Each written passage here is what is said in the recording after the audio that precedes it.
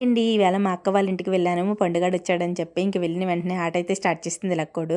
వాళ్ళ పెదనాన్నతో plastic palm అయితే ఉందనమాట. ఆట పట్టిస్తుంది వాళ్ళ పెదనాన్ని. వాళ్ళ పెదనాన్న అంటే చాలా ఇష్టమండి లక్కోడికి. ఆడుతది. నేనైతే మా పండుగాడితో మాట్లాడుతున్నాను అనమాట. హాస్టల్‌లో ఎలా ఉందమ్మా ఏంటి అని చెప్పి అడుగుతున్నాను అనమాట. నాకు అన్నీ చెప్తాడండి మా పండుగాడు. పిన్ని ఇలా ఉంది, ఇలా చేస్తున్నారు, ఇలా చెప్తున్నారు. ఇంకా ఫుడ్ అయితే ఇలా ఉందని చెప్పి అన్నీ చెప్తున్నాడనమాట.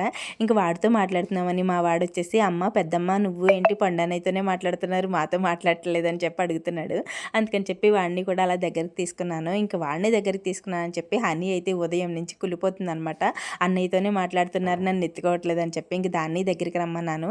ఇంక లక్కోడైతే మీరు ఏదైనా పడండి అని చెప్పి దాని ఆట అది ఆడుకుంటుందనమాట. అసలు ఏమీ పట్టించుకోవట్లేదు. ఇంక హనీని దగ్గరికి తీసుకున్నానని చెప్పి అప్పుడు వచ్చిందనమాట నన్ను ఎత్తుకోమని చెప్పి.